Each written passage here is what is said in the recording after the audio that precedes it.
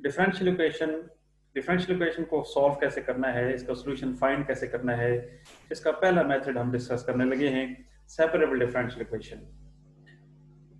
किसी भी first order differential equation को जो कि इस फॉर्म में लिखी जाए, ये आपके पास फर्स्ट ऑर्डर है, फर्स्ट ऑर्डर पे फर्स्ट राइट साइड पे आपके पास फर्स्ट डेरिवेटिव है और राइट साइड पे आपके पास फंक्शन है, तो this is a differential equation, this is the first order differential equation and this differential equation is called separable if fxy which is equal to gx into hy। ये जो right side पे function है इसमें x वाली terms अलग हो जाएं और y वाली टर्म्स अलग हो जाएं, then this differential equation is called separable gx into hy। जब इन दोनों फंक्शंस को मल्टीप्लाई करें तो रिजल्ट आपके पास fxy है, then this differential equation is called separable, या इसे कहते हैं वेरिएबल सेपरेबल, यानी जो वेरिएबल्स हैं x और y ये सेपरेट हो जाएं, x वाली टर्म्स x dx के साथ शिफ्ट हो जाएं और y वाली टर्म्स dy के साथ शिफ्ट हो जाएं, then this differential equation is called separable। अगर ये कंडीशन 2 वैलिड है तो हम इसका सॉल्यूशन कैसे फाइंड करेंगे, वो कौन सा फंक्शन होगा जो इसको सेटिस्फाई करेगा, वो फंक्शन कैसे फाइंड करेंगे। देखें 2 वैलिड है, यानी x वाली टर्म्स अलग और y वाली टर्म्स अलग हो सकती हैं, इट मींस 2 को मैं 1 में यूज कर सकता हूँ। तो जब 2 को 1 में यूज करेंगे तो आपके पास जो डिफरेंशियल इक्वेशन इस फॉर्म में आ जाएगी, dy by dx which is equal to gx into hy। अब यहाँ पे दो केसेस हैं कि अगर hy 0 हो और hy नॉन जीरो हो, तो पहला केस ये हम डिस्कस कर रहे हैं कि अगर hy 0 के इक्वल है, सॉरी hy नॉन जीरो है, if hy is non zero, then अगर ये नॉन जीरो है तो इससे डिवीजन पॉसिबल है, तो हम इसको डिवाइड कर सकते हैं। जब हम डिवाइड करेंगे तो ये आपके पास dy divided by hy which is equal to hx into dx। अब x वाली टर्म्स अलग हो चुकी हैं और y वाली टर्म्स अलग हो चुकी हैं, यानी x वाली टर्म्स dx के साथ और y वाली टर्म्स dy के साथ शिफ्ट हो चुकी हैं। dx और dy हमेशा न्यूमरेटर पे रहते हैं। सेपरेट करने के बाद आप इसे इंटीग्रेट करेंगे। नाउ टेकिंग इंटीग्रेशन, इसका जो भी इंटीग्रल आपके पास आएगा वो असल में x और y फॉर्म में कर्व आएगी, that's the solution of the differential equation. लेकिन इसमें कंडीशन एक है कि hy नॉन जीरो हो। दूसरा है अगर hy 0 के इक्वल हो जाए, if hy is equal to 0, then ये जो फंक्शन f है ये जीरो हो जाएगा, क्योंकि h 0 है, पूरी टर्म 0 हो जाएगी, इट मींस f 0 है। f 0 का मतलब ये है कि dy by dx 0 के इक्वल हो जाएगा। तो dy by dx अगर 0 के इक्वल है, इट मींस y कोई कांस्टेंट फंक्शन है, so y is a constant function, y is equal to c constant which is the solution of equation number 1। और ये पर्टिकुलर सॉल्यूशन है क्योंकि इसके y is equal to constant, इसके अंदर कोई आर्बिट्रेरी कांस्टेंट नहीं है, कोई फिक्स कांस्टेंट एक होगा, अभी आपको एग्जांपल में नजर आएगा। This is a particular solution. लेकिन यहाँ पे जो सॉल्यूशन आएगा इसके अंदर एक आर्बिट्रेरी कांस्टेंट होगा, इसे जनरल सॉल्यूशन कहते हैं इसको। एक एग्जांपल देखें, dy by dx left side पे डेरिवेटिव है, राइट साइड पे हमारे पास फंक्शन है जो कि x और y पे डिपेंड करता है। क्या ये डिफरेंशियल इक्वेशन सेपरेबल है? क्या राइट साइड पे जो फंक्शन है इसमें x वाली टर्म्स अलग और y वाली टर्म्स अलग हो सकती हैं? अगर x वाली टर्म्स और y वाली टर्म्स सेपरेट हो जाएं तो this differential equation is called separable. तो देखते हैं इसके जब आप फैक्टर बनाएंगे, अब ये स्कूल लेवल का मैथमेटिक्स, y कॉमन ले लिया पहली दो टर्म में से और लास्ट टू टर्म में से -1 कॉमन ले लिया है, और यहाँ से y कॉमन लिया, यहाँ से 1 कॉमन लिया, तो आपके पास x plus 2 into Y minus 1 divided by x minus 3 into Y plus 1, और यहाँ से x को कंबाइन कर लिया है, x वाली टर्म्स को, और y वाली टर्म्स को आप उसमें कंबाइन कर लिया है। तो ये एक फंक्शन है और ये दूसरा फंक्शन है। देख लें f जो कि x और y पे डिपेंड कर रहा था, इसमें x वाली टर्म्स अलग हो चुकी हैं और y वाली टर्म्स अलग हो चुकी हैं। इट मींस जो डिफरेंशियल इक्वेशन है वो सेपरेबल है। अब इसका सॉल्यूशन फाइंड कैसे करेंगे?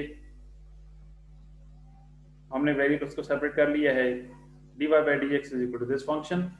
इसमें देखें अगर ये नॉन जीरो है, y minus 1 divided by y plus 3, y plus 1, अगर ये नॉन जीरो है तो इससे डिवीजन पॉसिबल है। आपके पास x वाली टर्म्स dx के साथ और ये जो टर्म है ये dy के साथ शिफ्ट हो जाएगी, लेकिन provided that y minus one divided by Y plus one is non zero. यहाँ पे देखें कि जो जो वेरिएबल्स हैं वो सेपरेट हो चुके हैं, x वाली टर्म्स dx के साथ और y वाली टर्म्स dy के साथ शिफ्ट हो चुकी हैं, नो इंटीग्रेशन। दोनों साइड पे इंटीग्रल ले लिया है।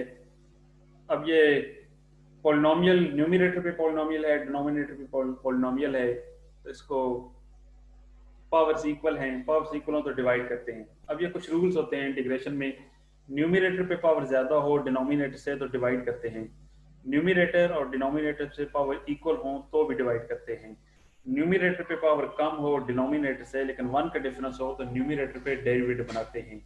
ये ना हो सके तो लास्ट स्टेप होता है कंप्लीटिंग स्क्वायर करना, परफेक्ट स्क्वायर बनाना। यहाँ पे क्योंकि पावर्स इक्वल हैं तो हम डिवाइड करेंगे।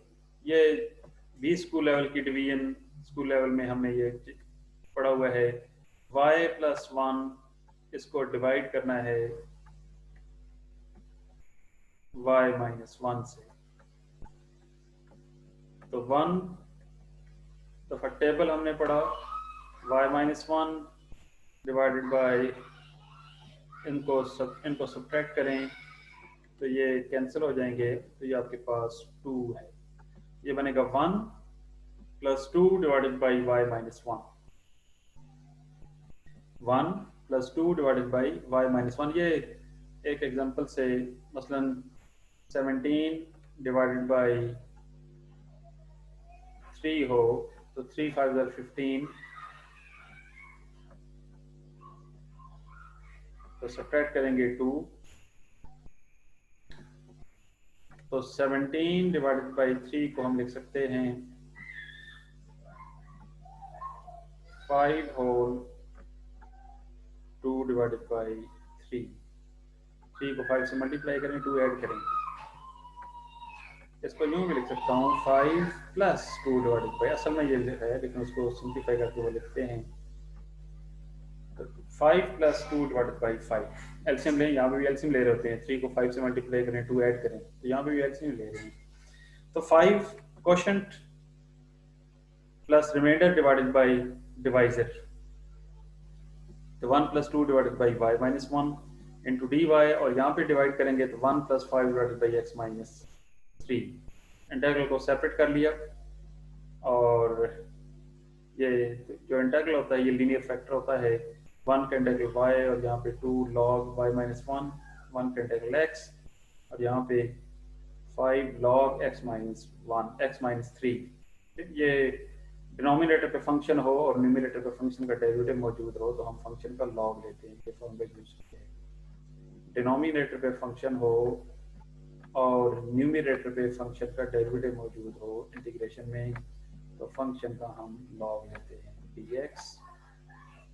ये डिनोमिनेटर पे फंक्शन है fx, न्यूमरेटर पे इसका फंक्शन का डेरिवेटिव मौजूद है तो हमने इस फंक्शन का लॉग लेना है, ये फॉर्मूला इसके अंदर यूज किया है। तो प्लस कांस्टेंट c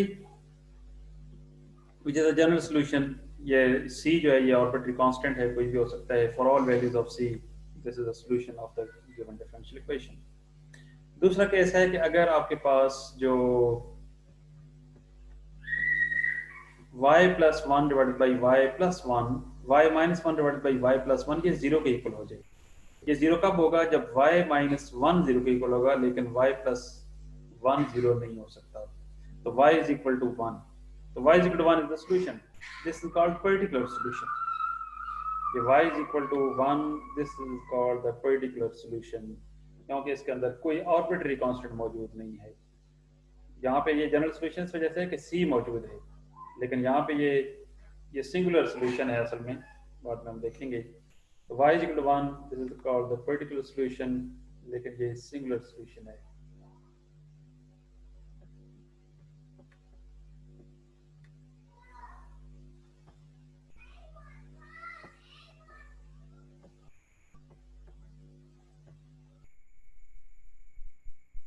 एक और एग्जांपल देखें,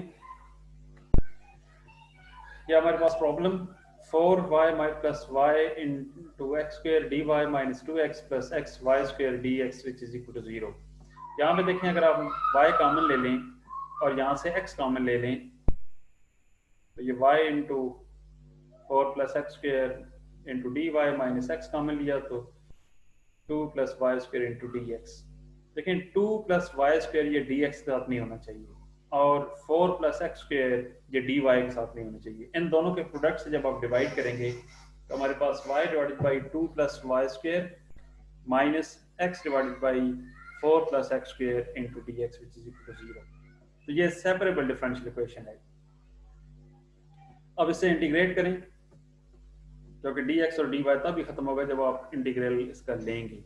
तो इसका इंटीग्रल देखें, डिनोमिनेटर पे फंक्शन और न्यूमरेटर पे फंक्शन का डेरिवेटिव बन सकता है क्योंकि ऊपर पावर कम है नीचे ज्यादा है और 1 का डिफरेंस है, इसलिए हम न्यूमरेटर पे इस फंक्शन का डेरिवेटिव बनाएंगे। इसका डेरिवेटिव बनता है 0 प्लस 2y। तो 2 यहाँ पे नहीं है, 2 से मल्टीप्लाई किया, 2 से डिवाइड किया, सेम यहाँ पे 2 से मल्टीप्लाई किया और 2 से डिवाइड किया।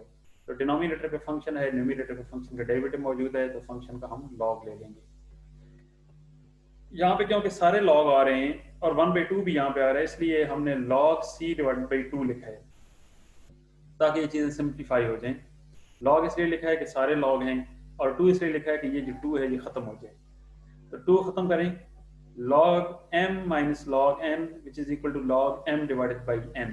ये log की प्रॉपर्टी, log m minus log n which is equal to log m divided by n which is equal to log c। और log दोनों साइड पे कैंसिल और ये आपके पास रिजल्ट आएगा 2 plus Y square divided by 4 plus X square which is equal to C. That is the general solution जब आप 4 प्लस एक्स स्क्र को राइट साइड पे शिफ्ट कर लें। अब देखें अगर यहाँ पे जो हमारे पास गिवन इक्वेशन है उसको इस फॉर्म में भी लिख सकते हैं। क्या इसका कोई सिंगुलर सोल्यूशन है या नहीं है, यानी कांस्टेंट सोल्यूशन। तो यहाँ पे देखें y जो न्यूमरेटर पे फंक्शन है 2 प्लस वाई स्क्र है। 2 प्लस वाई को अगर हम 2 प्लस वाई स्क्र को 0 के इक्वल पुट करें तो Y square is equal to -2 आता है। कोई हमारे पास रियल नंबर ऐसा मौजूद नहीं है जिसका आप स्क्वायर करें तो रिजल्ट नेगेटिव आ जाए, तो विच इज़ नॉट पॉसिबल क्योंकि रियल ये एक्स और वाई रियल नंबर्स हैं, कम्प्लेक्स नहीं है। इसलिए यहाँ पे कोई आपके पास वाई नहीं है जो इसको सेटिस्फाई करे। इट मीन्स इसका कांस्टेंट सॉल्यूशन पॉसिबल नहीं है, सिंगुलर सॉल्यूशन पॉसिबल नहीं है। इस तरह ये भी आपके पास एक डिफरेंशियल इक्वेशन है। Whether this is a separable differential equation, yes this is a separable differential equation. क्यों? जब आप ये जो पूरा फंक्शन है ये y पे डिपेंड करता है और ये आपके पास x पे डिपेंड करता है, तो y वाली टर्म्स dy के साथ और x वाली टर्म्स dx के साथ इजीली शिफ्ट हो सकती हैं। So this differential equation is called separable. Variables को सेपरेट करने के बाद इंटीग्रेशन। अब ये हमें इंटीग्रेशन आनी चाहिए। Integral dy divided by 2 cos 2y minus cos square y which is equal to integral sin x dx। ये cos 2y ट्रिग्नोमेट्री का formula cos square y minus sin square y यहाँ पे use करेंगे, ये दोनों cancel हो जाएंगे, simple minus sin square y रह जाएगा। माइनस को बाहर शिफ्ट करें और इसका reciprocal cosecant square y, cosecant square y और राइट साइड पे हमारे पास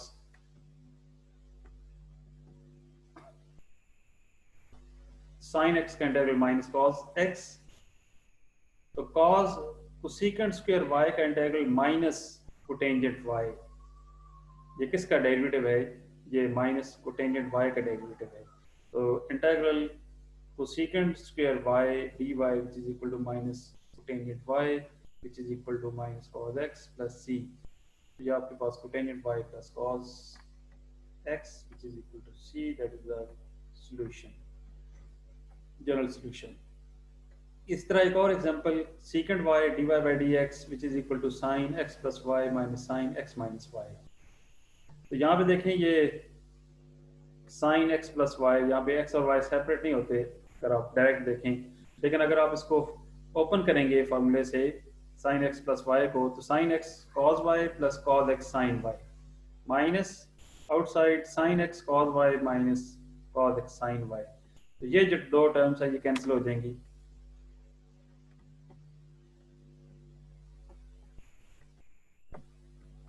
ये जो दो टर्म्स हैं ये कैंसिल हो जाएंगी, ये टर्म और ये टर्म, लेकिन ये माइनस और माइनस को प्लस करेगा और ये 2 टाइम्स आ जाएंगी, 2 times cos X sine Y. यहाँ पे देखें साइन वाली टर्म्स, जो y वाली टर्म्स हैं ये dy के साथ शिफ्ट हो सकती हैं और x वाली टर्म्स dx के साथ शिफ्ट हो सकती हैं, इसलिए ये जो डिफरेंशियल इक्वेशन है ये सेपरेबल है। तो यहाँ पे y वाली टर्म्स को dy के साथ शिफ्ट करें, साइन y से डिवाइड किया है, और x वाली टर्म्स को dx के साथ dx से मल्टीप्लाई कर दिया है। तो यहाँ पे 2 मौजूद है, सीकेंड का रेसिप्रोकल साइन, तो 2 sine y cos y which is equal to sine 2y। अब ये फॉर्मूला यहाँ पे हमें आने चाहिए, sine 2 alpha which is equal to 2 sine alpha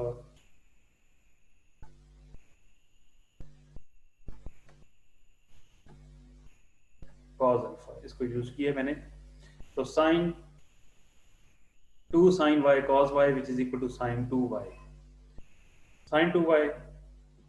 और नेक्स्ट स्टेप में साइन को हम ऊपर शिफ्ट कर लेंगे न्यूमरेटर पे और फिर उसका इंटीग्रल ले लेंगे।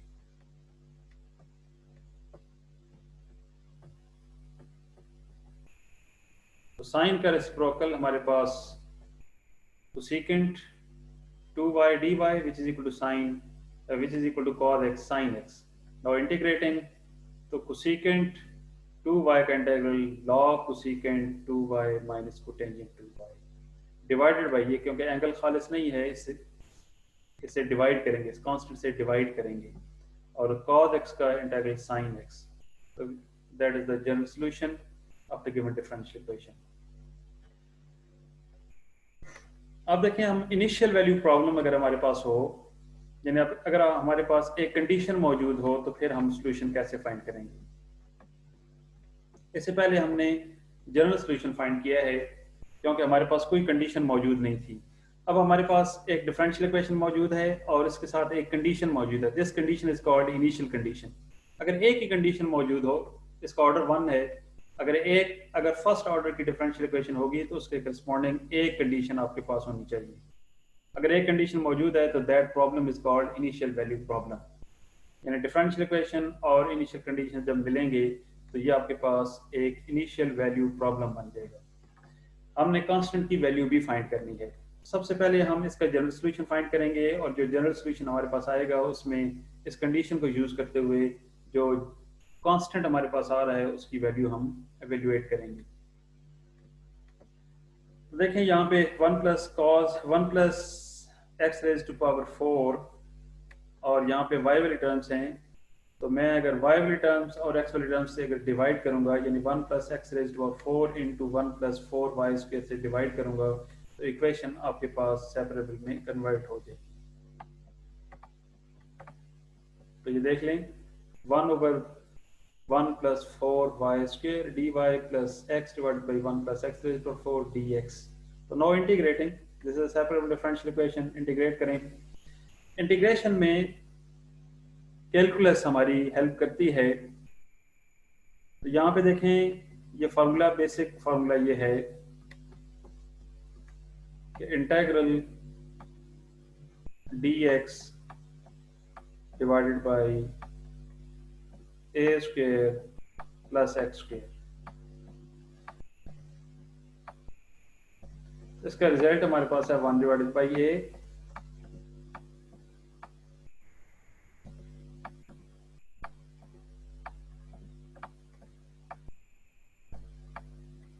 Tangent inverse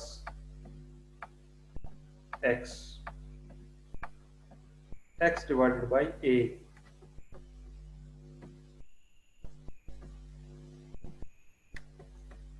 tangent inverse x divided by a plus c। लेकिन ये जो स्क्वायर है इसके अंदर जो x है इसका डेरिवेटिव यहाँ पे होना चाहिए, तो फॉर्मूला हम ये यूज कर रहे होते हैं। इस x का स्क्वायर, ये x का होल स्क्वायर है, इस x का न्यूमरेटर पे डेरिवेटिव होता है और हम formula tangent inverse x divided by a का यूज कर रहे होते हैं। यहाँ पे देखें, ये 4y स्क्वायर ऐसे लिख लिया, 2y होल स्क्वायर। अब ये जो 2y है इसका डेरिवेटिव यहाँ पे होना चाहिए। अब इसका डेरिवेटिव हम अगर यहाँ पे बनाएं 2, तो ये आपके पास 1/2 यहाँ पे बन जाता है। फिर ये 1/2 और 1/1, क्योंकि ये 1 का स्क्वायर है, tangent inverse 2y divided by 1। तो या आप ये काम कर सकते हैं या फिर फॉर्मूले यूज करें 1 divided by a, tangent inverse x divided by a, और इसके डेरिवेटिव से डिवाइड कर दें। अगर ये लीनियर है तो इसके डेरिवेटिव से डिवाइड कर दें। इसका डेरिवेटिव बनता है 2y, 2 इंटू वाई का डेरिवेटिव 1, तो ये 2 बनता है, यानी कांस्टेंट से आप डिवाइड करते हैं इंटीग्रेशन में। डेरिवेटिव होता तो इंटू 2 था, यहाँ पे क्योंकि इंटेग्रल है इसलिए 2 से डिवाइड करना है। यहाँ पे भी सेम है, क्योंकि ये 2x है, इसका डेरिवेटिव 2x है, न्यूमरेटर पे मैंने पहले बना लिया, x यहाँ पे मौजूद था, तो 1 divided by 2 tangent inverse x square plus c divided by 2। ये 2 इसलिए लिखा है ताकि ये 2 कैंसिल हो जाए, तो tangent inverse 2y plus tangent inverse x square which is equal to constant, that is the solution. लेकिन मेन इसके अंदर ये फार्मूला यूज कैसे करना है, 2y, तो ये 2 यहाँ पे होना चाहिए, तो फिर आप टेंजेंट का फार्मूला यूज करते हैं।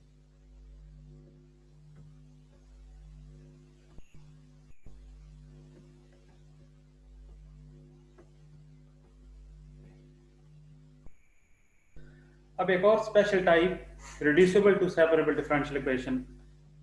Any equation which can be written this dy by dx which is equal to f ax plus by plus c, provided that b is non-zero. यहाँ पे राइट साइड पे जो फंक्शन है ये single variable पे depend करता है, ax plus by plus c। अगर राइट साइड पे जो फंक्शन है वो सिंगल वेरिएबल पे डिपेंड कर रहा हो तो ऐसी डिफरेंशियल इक्वेशन रिड्यूस हो जाती है सेपरेबल में।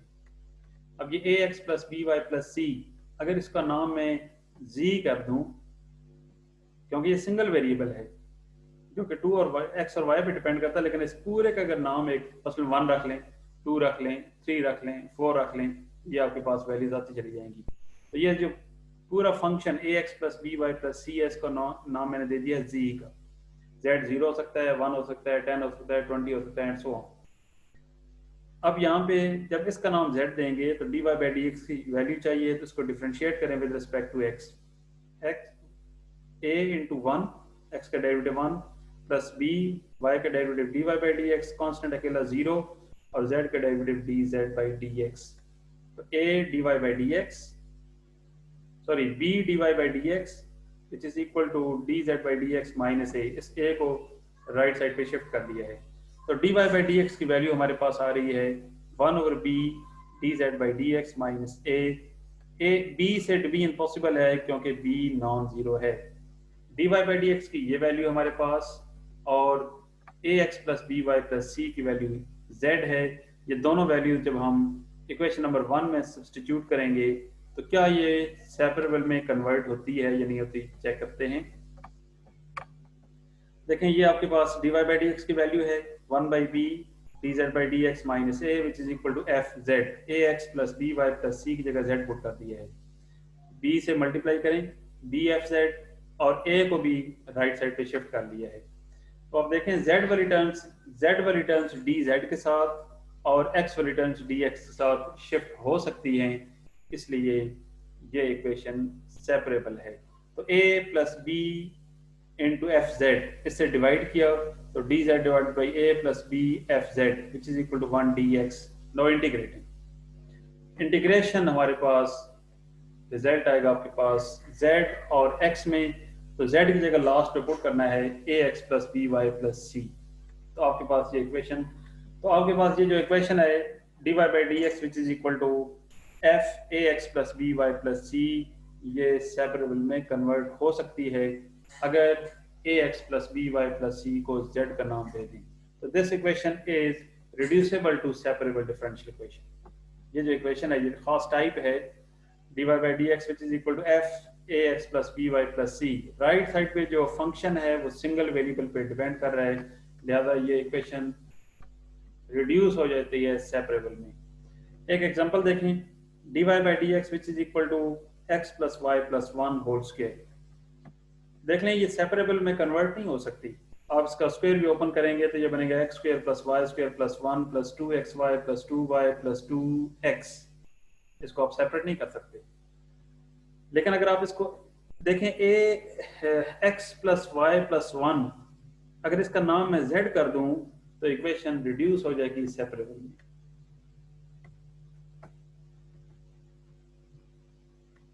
देखें a x plus Y plus z का प्लस वन का नाम जेड कर दिया है, इसका डेरिवेटिव ले लिया, यानी d y by d x की वैल्यू फाइंड कर ली, 1 d y by d x, constant अकेला 0 d z by d x, तो d y by d x की value d z by d x minus one. अब ये 2 और 3 को जब हम 1 में पुट करेंगे, ये बनेगा d z by d x minus one, ये D y by d x की वैल्यू है, और ये जेड का स्क्वायर। 1 को राइट साइड पे शिफ्ट करें, ये आपके पास कंप्लीटली जेड पे डिपेंड करता है ये फंक्शन, तो z वाली टर्म्स डी जेड के साथ और x वाली टर्म्स डी एक्स के साथ क्योंकि शिफ्ट हो सकती हैं, इसलिए this differential equation is separable. तो वेरिएबल्स को सेपरेट किया और integration, integral d z divided by 1 plus z square which is equal to 1 d x. अब ये अगेन फार्मूला हमने यूज किया है, tangent inverse z which is equal to x plus c, और z की वैल्यू लास्ट पे x plus Y plus one substitute भी करनी है। ये इंपॉर्टेंट है कि जो z की वैल्यू है वो सब्सटीट्यूट करनी है। टेंजेंट को मैंने इधर शिफ्ट किया है, तो x plus Y plus one which is equal to tangent inverse tangent x plus Y, या ऐसे लिख सकते हैं y की वैल्यू अगर फाइंड करना चाहें तो y is equal to tangent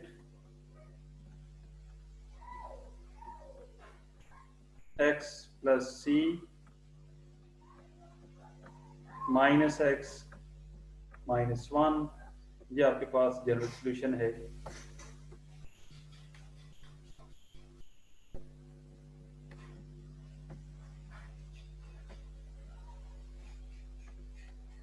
इसी तरह इसको भी हम देख सकते हैं, यहाँ पे भी लेफ्ट ये जो वेरिएबल्स हैं ये सेपरेट नहीं हो सकते, लेकिन अगर आप 1 माइनस यहाँ से कॉमन ले लें, x प्लस वाई